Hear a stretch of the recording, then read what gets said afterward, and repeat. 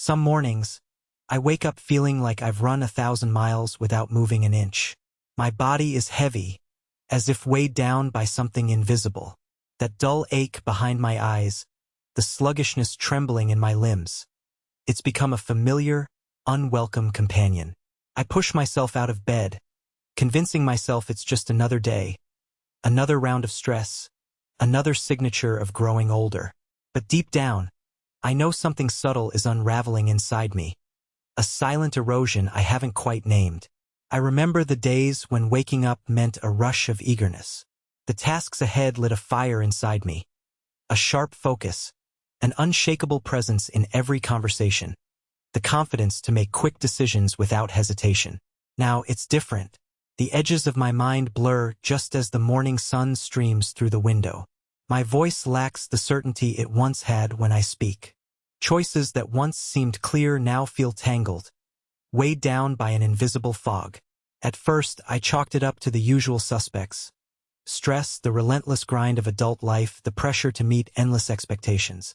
I told myself this was normal, the price we pay as men stepping into the chaos of modernity. Maybe it was age or just bad luck, I thought. But slowly, an unsettling truth began to emerge. This wasn't just in my head or a phase I could push through. Something deeper was draining me. A force I couldn't see but felt pulsing beneath my skin. It's strange how society conditions us. The stories we've lived by, the scripts handed down from generation to generation, insist that fatigue is something to ignore. That our worth lies in pushing harder, in dismissing pain, in masking vulnerability behind a tough exterior. We're told to show strength by pretending everything is fine even when it isn't. So, I kept silent as my inner furnace dimmed, afraid to admit that maybe, just maybe, I was losing parts of myself. One evening, sitting alone in a quiet room, it hit me like a slow thunderclap. I was not alone in this. Millions of men around the world were waking up to the same exhaustion, the same creeping numbness. Not because we were weak or failing, but because the very systems that shaped us had set a trap. I realized this wasn't a personal shortcoming. It was happening to us collectively. The more I looked, the more I understood that my struggle was connected to something biological, something chemical inside. It wasn't fate or aging gently stripping away my vigor, but a silent current eroding my masculine energy every day. I saw how a combination of modern habits, endless screens, comfort that numbs more than soothes, and a mindset that drains our inner reservoir all conspired to rob us of our strength. What struck me even more was how the culture around me disguised all this decline as normal. We're encouraged to accept less, to settle for a muted version of ourselves. But I started to question that deeply. Could there be a way back? A path that didn't involve surrendering but reclaiming what feels lost. That's when I knew my journey was just beginning. I didn't have answers then, only questions burning hotter with each passing day. What was happening to me? Why was this shadow growing larger in the background of my life? Could I really find a way to pull back from this brink? It felt like standing on a precipice, looking down into a foggy abyss, unsure if there was solid ground below. But here's the thing. Every hero's quest begins with that moment of realization, the point where denial gives way to awareness. I see now that acknowledging this quiet crisis is the first step toward waking up again. It's painful to admit we're not invincible, but necessary. And even before I understood what to do next, I felt something inside me stirring. A flicker of hope, distant but undeniably alive. This story isn't just mine. It's the story of countless men who feel the weight of invisible chains, but haven't yet found the key. The weight isn't just physical fatigue. It's the erosion of presence, clarity, and purpose. Yet, amidst this unraveling, there is an invitation. A call to look beyond the surface and peer into the engine causing this leak in our vitality. I share this with you now because maybe you are feeling it too. That sense of losing grip on the energy, the drive, the essence that defined you. Maybe you're waking up tired more often than not, questioning if this is as good as it gets. You're not failing or alone. The path ahead is not about blaming or giving up. It's about understanding the deeper currents that drain us and discovering that the strength we crave isn't gone. It's waiting beneath the surface to be reawakened. This journey looks like a return, a rediscovery of what it means to be fully alive in our bodies and minds. So, take a moment to listen quietly with me. Reflect on what it feels like to carry this unseen burden. What does your tiredness whisper when no one else is around? What has been fading from your life, and what do you desperately want to reclaim? I want to hear from you. What is the heaviest weight you carry as a man today? What feels most lost in you right now? Writing it down, sharing it openly, might be the first courageous step toward the transformation that awaits. We stand at the edge of awakening together, and though the road is unknown, the first light is breaking through. It's okay to feel lost for now, because in that feeling, the journey truly begins. There was a moment when I realized that my exhaustion wasn't just a random visitor but a persistent shadow, subtly rewriting the story of who I was becoming. I found myself caught in a fog not only of fatigue but of emotional numbness, as though the vibrant colors of my inner world were fading into grayscale. One afternoon, sitting in the quiet corner of a cafe, I overheard a conversation between two older men. They spoke casually about their own lapses in energy and drive, dismissing it as just how things get. The casual acceptance stung me deeply because I recognized that resignation creeping into my own voice whenever I shared my struggles. It dawned on me that our culture has, in a way, conditioned us to shrink into the idea that diminished vitality is simply part of our narrative, a quiet erosion we learn to live with rather than fight against.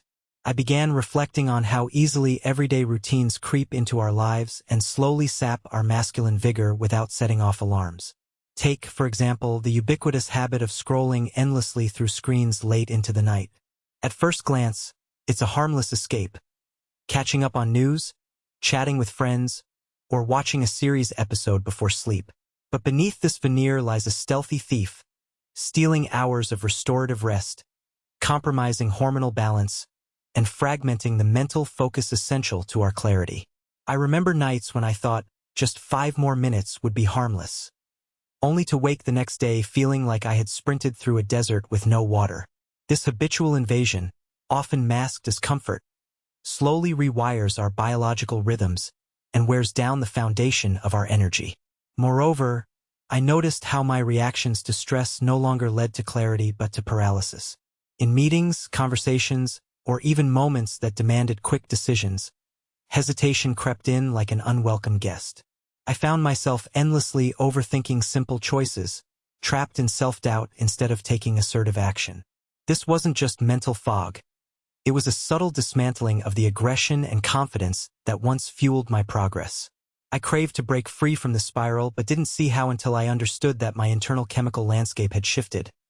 Testosterone, that primal force underpinning male vitality, was quietly slipping away, dragged down by constant exposure to artificial stimuli, lack of movement, and emotional suppression. In an attempt to reclaim control, I sought out stories of men who defied this gradual decline. I met Marcus, a man in his 40s who had hit rock bottom, emotionally distant from his family, professionally stagnant, and physically depleted. What set Marcus apart was his refusal to accept fading into complacency.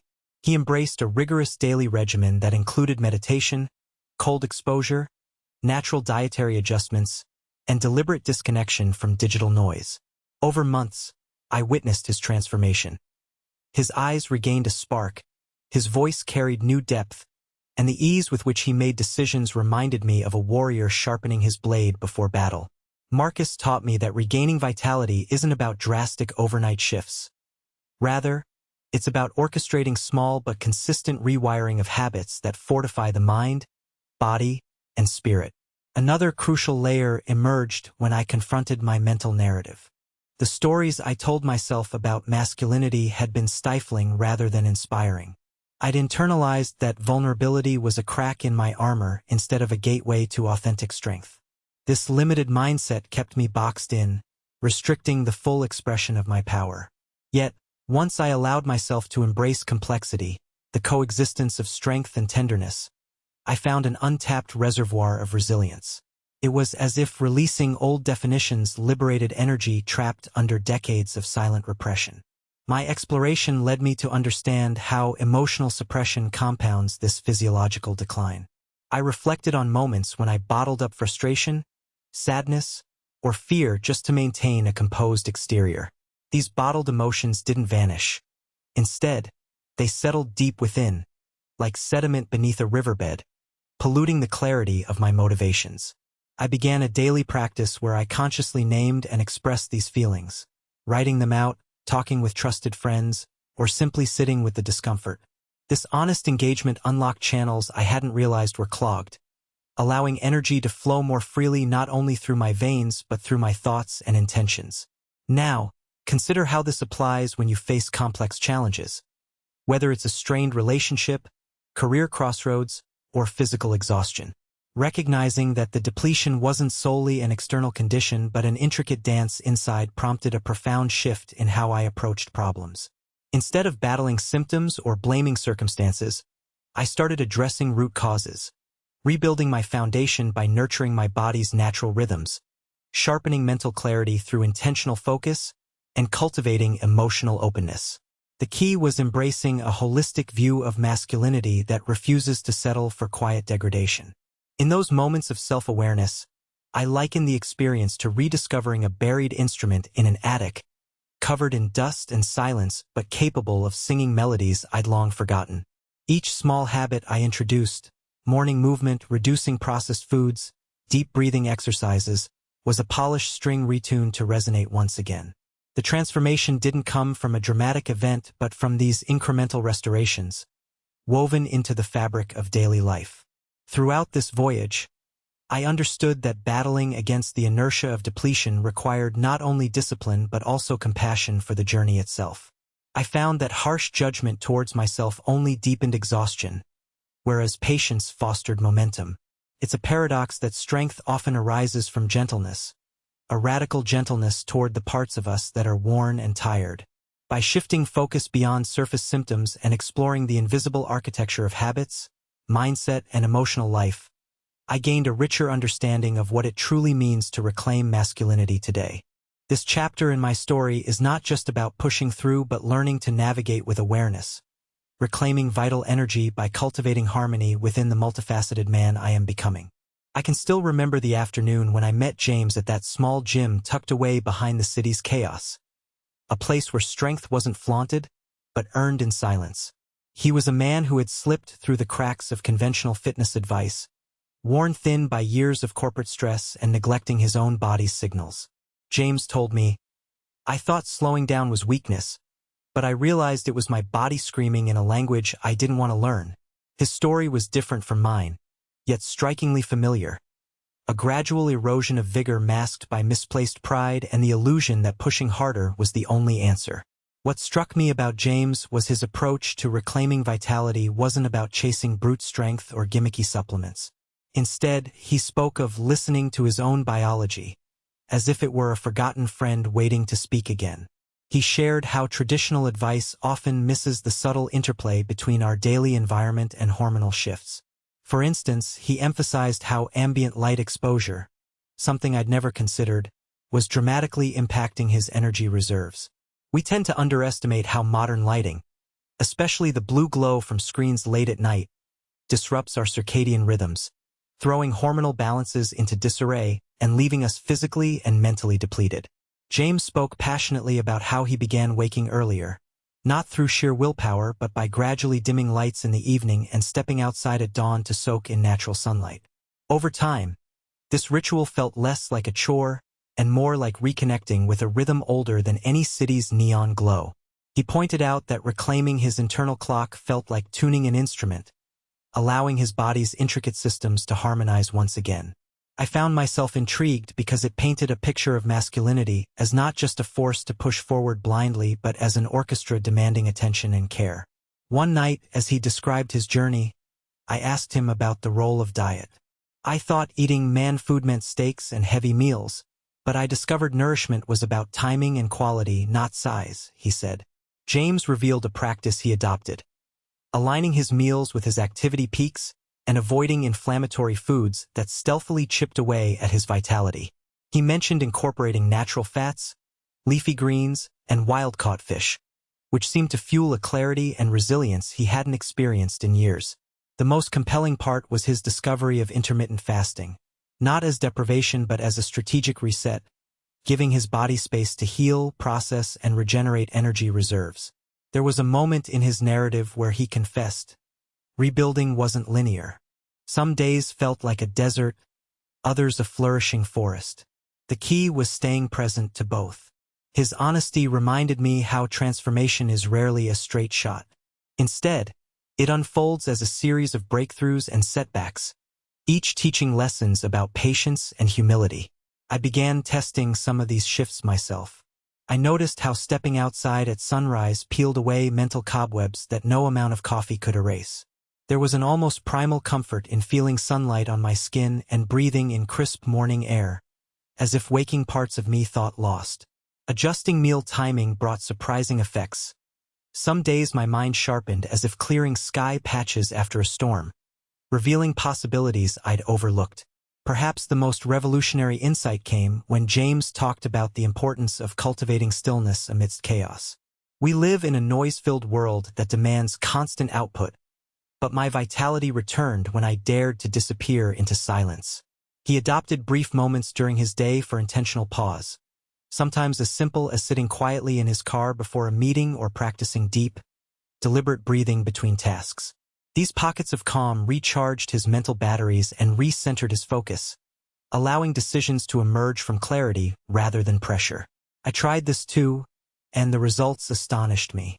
Those small retreats transformed the quality of my attention. Conversations became fuller, choices firmer. In embracing these subtle practices, I realized masculinity isn't just forged through external achievements, but through cultivating an intimate relationship with one's internal landscape. It requires moving beyond the stereotype of relentless force and daring to honor rhythms, rest, and regeneration as sources of power. The man who masters this balance doesn't simply survive. He thrives with a depth and richness that outlast fleeting bursts of adrenaline. When I shared these experiences with close friends, I noticed a common thread of resistance mixed with curiosity. Many men felt trapped by outdated ideals of strength, equating vulnerability or slowing down with failure. Yet, as they witnessed the benefits, I saw walls start to crumble. It became clear that redefining masculinity to include self-care and biological attunement wasn't a sign of weakness but a revolutionary reclamation. Now, when I reflect on the journey, I see how every small choice around light, food, breath, and quiet builds toward restoring that deep reservoir of male vitality. Whether it's refusing to view fatigue as inevitable or embracing rituals that honor body and mind as one, these shifts represent both rebellion and restoration. Our energy isn't a given. It's a currency we invest daily, in habits, in attention, in courage. What resonates most with me is how this process cultivates profound self-trust. Like waking up in a familiar forest and recognizing each tree anew, I began to feel familiar and safe within my own body again. The shadows of exhaustion gave way to newfound clarity, not by fighting the current but by learning to flow with it. The path forward felt not like conquest but communion, a dance of patience, respect, and intentional living. This story isn't hypothetical. It's alive in the practices and struggles of men like James and myself navigating a world that often pulls us away from natural strength. It invites you to examine your own relationship with your body's rhythms and ask, how might tuning in differently change the energy you bring to every part of your life? I woke one morning with a sensation that was unmistakably different. Not just the familiar dullness of fatigue, but a deeper emptiness, as though my internal reservoir was running dangerously low. Instead of the usual routine of pushing through, I paused and felt a strange restlessness stirring beneath the surface. I had just spent the previous evening immersed in meetings and screen time, yet my body seemed to rebel against another day of mindless consumption. It was in this moment that I began to notice the subtle disconnect between external activity and inner vitality, a gap I hadn't fully acknowledged before. Later that day, my brother remarked on how detached I seemed during our conversation. I realized that my thoughts were fragmented, orbiting uncertainties I couldn't quite articulate. I hesitated, then confessed, I'm battling this invisible opponent, a drain not just on my energy but on my sense of purpose. His response surprised me. Maybe your fight isn't with your body alone, but with the invisible environments we've created that dull us. That comment lingered, forcing me to reevaluate the invisible forces shaping men's health beyond what shows up on lab tests or physical checkups. I began exploring the idea that my surroundings act like a slow-acting toxin, infiltrating body and mind without overt warnings. The air we breathe indoors, the processed foods lined up in gleaming supermarket shelves, and the endless barrage of digital noise conspired quietly against inner strength. One evening, as I lit a candle rather than flipping on an overhead light, I realized how artificial brightness had become my default companion, stealing not only my sleep but my sense of calm. This small act of dimming the light became a powerful gesture of reclaiming space for quietude. At the same time, I noticed how prolonged exposure to relentless social expectations created an emotional drag. My interactions felt increasingly performative, as though I was wearing a mask to meet predefined standards of masculinity. That sense of being on all the time imposed a weight that no gym session could lift. I started journaling these realizations, discovering that many of my responses stemmed from unconscious patterns rather than conscious choice. Writing not only illuminated my inner conflicts but also unveiled the ways in which societal pressures had wired me to prioritize endurance over authentic experience. One afternoon, I sat in a sunlit park watching a young father playing with his son. The child's boundless energy and uninhibited joy contrasted sharply with my own simmering lethargy. Suddenly, it hit me how childhood movement and spontaneous play nourish a vitality adults often lose. The structured exercises and regimented routines I'd been following felt mechanical, disconnected from that primal wellspring of life. Encouraged by this insight, I decided to reintroduce unstructured movement into my days.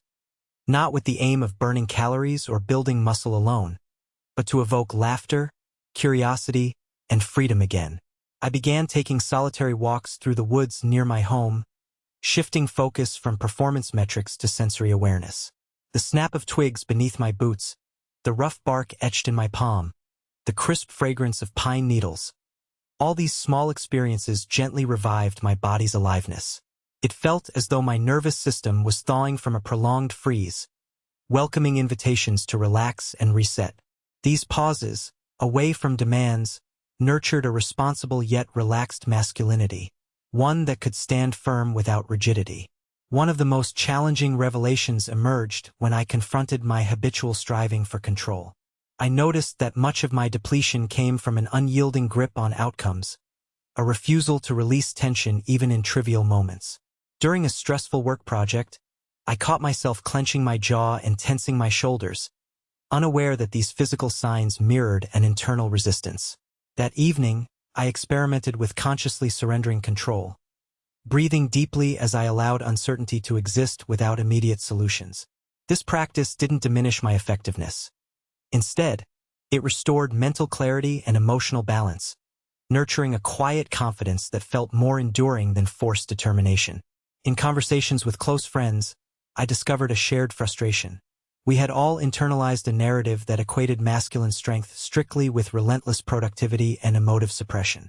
Yet, we collectively yearned for a more expansive definition, one that included deep rest, intentional presence, and vulnerability as pathways to genuine power. These dialogues opened a space where admitting weariness wasn't weakness but a recognized part of the human process adapting to unprecedented cultural pressures. On a particularly cold morning, I committed to embracing cold exposure, dipping into a nearby lake, submerged in freezing water that shocked every fiber of my body awake. The jolt was electric and humbling, a visceral reminder that vitality emerges not from avoidance but engagement with discomfort. Each breath taken in icy stillness became a declaration. I am alive, responsive, and resilient. This ritual ignited a primal urge to defend life's sacred energy rather than merely endure its depletion. Now, when I face moments where my focus wanes or my motivation flutters, I draw upon these new tools. A quiet walk, surrendering control, deliberate exposure to natural elements, and holding space for emotional honesty. These practices have rewoven a tapestry of masculine vitality threaded with nuance and depth, far from simplistic models of strength. Through them, I experience a groundedness that fuels not only my actions but the very essence of who I am becoming. What strikes me most about this process is how it required an invitation to notice the invisible forces operating beneath everyday habits and inner dialogues. By tuning attention toward these subtle currents, I've gradually unearthed reserves of energy and presence previously hidden beneath layers of distraction, obligation, and outdated expectations. The challenge is no longer merely physical endurance but cultivating a life attuned to the rhythms of body and soul together, a balance that feels both dynamic and sustainable. When you encounter your own moments of fatigue or disconnection, consider what unseen factors are at play: environmental, emotional, habitual, and ask what small, unexpected shifts might reclaim a deeper sense of steadiness. The wisdom lies not in overwhelming effort but in gentle realignment with what genuinely nurtures your masculine core. Reflecting on this journey so far, I sense we've wandered through a landscape both familiar and strangely uncharted. A terrain where quiet whispers of change ripple beneath the surface of ordinary days. It's as if we've been tracing the faint outlines of a map, discovering hidden trails concealed by the dense foliage of routine and silent surrender. Each step taken has revealed nuances about ourselves we hadn't dared to face before, stirring an awakening that feels less like a sudden blaze and more like a slow-burning ember catching life beneath ashes long undisturbed. I recall moments when I felt caught between two worlds. The one I'd grown accustomed to, marked by relentless output and muted struggle, and the other, an emerging realm where awareness dawns, inviting me to engage differently. It brought to mind an old proverb about rivers carving canyons through patience, not force. The erosion is imperceptible daily, yet inexorable over time, reshaping what once seemed permanent. Similarly, our inner terrain has been sculpted by countless subtle influences, their cumulative pressure shifting the contours of how we perceive strength, presence, and vitality. During this voyage, I encountered the interplay between tension and release, the dance of resistance that colors our experience. It became clear that movements forward often arrive disguised as surrender, that yielding to something deeper isn't a retreat but a recalibration of power. Like a seasoned sailor navigating turbulent waters, I realized the direction isn't always against the current. Sometimes the course demands flowing with subtle tides, sensing shifts before they manifest. It's an art of attunement and trust, an intimate dialogue between intention and receptive grace. The texture of these insights felt both raw and refined, tinged with the bittersweet recognition that healing seldom aligns with neat milestones. There's a poetic imperfection in how growth winds through spirals rather than straight lines, winding through moments of doubt, clarity, and unexpected stillness. This complexity carries its own beauty, a symphony where dissonance and harmony coexist, inviting us to tune our instruments anew, embracing the fullness of our unfolding composition. I remember sharing a quiet evening with a friend whose own path mirrored mine in surprising ways. Watching him speak of awakening strength in spaces once shadowed by inertia, I sensed an unspoken understanding weaving between us, a quiet solidarity in reclaiming ground long surrendered. The conversation lingered beyond words, hinting at a shared knowing that transformation is less a conquest and more an unveiling, a peeling back of layers to reveal a truer foundation beneath assumptions and societal constructs. This collective rhythm pulses beneath the surface of our individual stories, connecting us in a way that transcends outward distinctions. It's the slow hum of renewal stirring beneath accumulated weariness, a call to heed what's emerging from shadows previously ignored. This resonance urges us to contemplate how we might step into a new cadence, embracing vulnerability as strength and complexity as authentic power. It beckons a reckoning with what it means to reclaim wholeness amid fragmentation. As I navigate these reflections, I find myself drawn to the metaphor of a flame tempered in quiet fires. The glow isn't always fierce or overwhelming. More often, it flickers in steady persistence, resistant to extinguishing winds.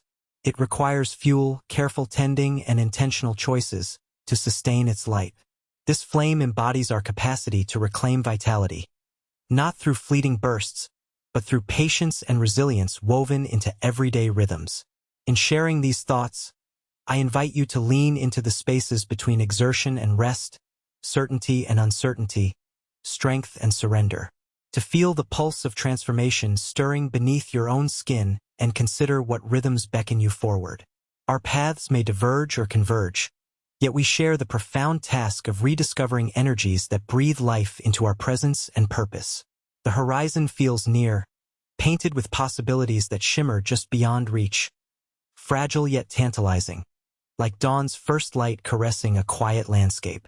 In this threshold moment, the questions arise not as burdens but as gateways to greater belonging within ourselves.